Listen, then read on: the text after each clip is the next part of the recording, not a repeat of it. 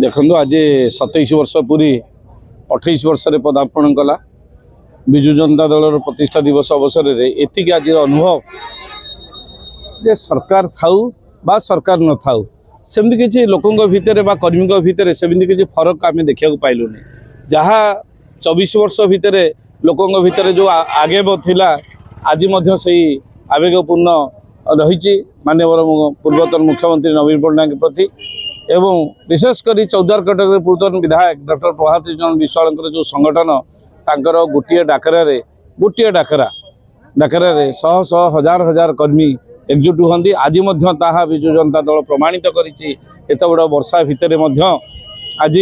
कर्मी माने से उत्साह सहित ये संगठन कार्य आज जोग देते प्रतिष्ठा दिवस रे कर्मी मान जो उत्साह सारा ओडिशा आम देखा पाचु और आज चौद्वार कटक देखिलु पुनर्बार से माने आकांक्षार सहित रही पुणी पुनर्बार केभली सभापति नवीन पट्टनायक आउ थे मुख्यमंत्री हेबे एवं विजु जनता दल आगामी दिन में संगठन को आसीबो सरकार को आसीबो ये हूँ कर्मी भितर एक उद्वेग प्रकाश करिछि आज प्रतिष्ठा दिवस रे।